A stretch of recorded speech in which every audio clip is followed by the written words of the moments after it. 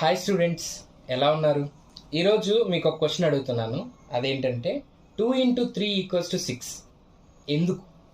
మనకి 2ని 3తో మల్టిప్లై చేస్తే 6 వస్తుందని మనకు తెలుసు కదా, కానీ ఎందుకు 6 వస్తుంది, వాల్యూ 6 ఎందుకు అనే క్వశ్చన్ దగ్గరికి వచ్చేసరికి మనం స్టక్ అవుతాం. ఈరోజు ఈ వీడియోలో అది ఎందుకో తెలుసుకోవడానికి ప్రయత్నిద్దాం. సో ఈ మల్టిప్లికేషన్ సింబల్ ఉంది కదా, ఈ మల్టిప్లికేషన్ సింబల్ యొక్క మీనింగ్ ఏంటి అని అంటే, ఒక నెంబర్ని మరలా యాడ్ చేయండి అని. ఇంటూ అంటే అర్థం ఏంటి? ఒక నెంబర్ని మరలా యాడ్ చేయండి అని.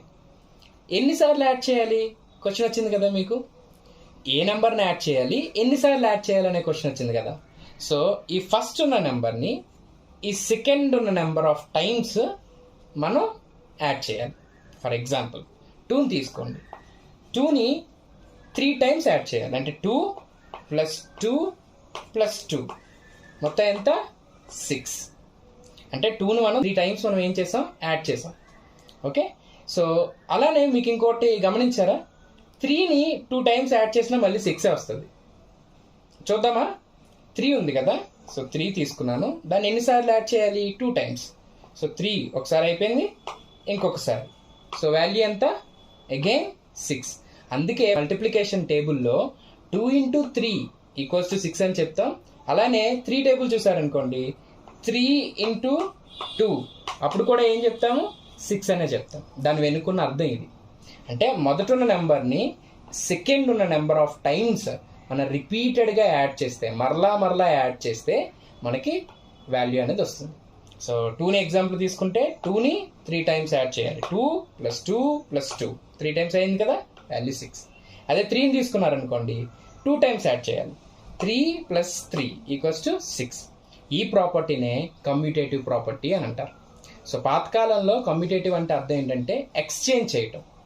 ఓకే, అంటే నా దగ్గర ఒక వస్తువు ఉంది, అది మీకు ఇస్తాను, మీ దగ్గర ఉన్న వస్తువు నేను తీసుకుంటాను. సో దాన్ని ఎక్స్చేంజ్ అంటారు.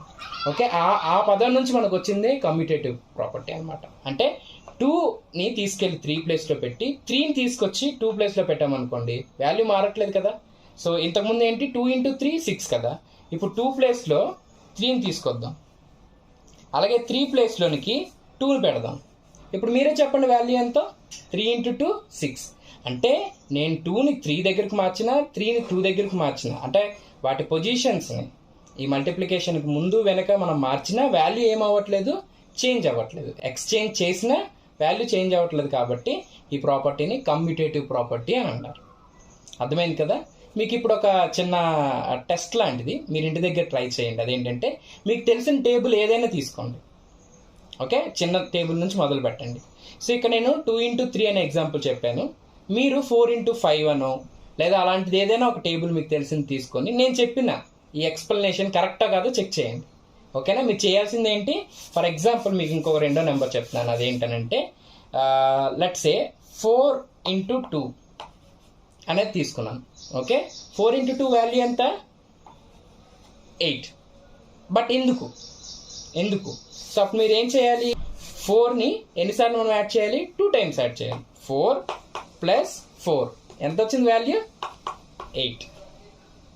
అర్థమైందా? అలా మీకు తెలిసిన నెంబర్స్ని ఏవైనా మీరు ఇంటి దగ్గర ట్రై చేయండి. అయితే మరి ఎందుకు సార్ మనం గుర్తుపెట్టుకోవాల్సి వస్తుందంటే, ఇలా చాలా నెంబర్స్ ఉంటాయి.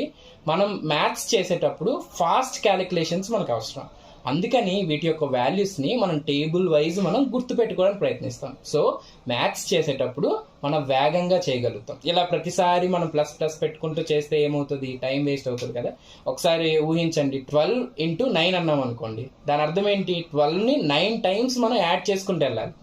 అది ఎంత టైం కన్సంప్షన్? చాలా ఎక్కువ టైం పడుతుంది కదా మీరు క్యాలిక్యులేట్ చేయడానికి. అందుకని మనం యూజువల్గా టేబుల్స్ని గుర్తు పెట్టుకుంటాం. మన మైండ్కి ఆ కెపాసిటీ ఉంది. సో మనం వీటిని గుర్తు పెట్టుకున్నప్పుడు ఏదైనా మ్యాథ్స్ ప్రాబ్లమ్స్ వచ్చినప్పుడు మనం చాలా ఈజీగా వాటిని చేయగలుగుతాం. సో అందుకని మనం గుర్తుపెట్టుకోవాలి. అర్థమైందా? Thank you.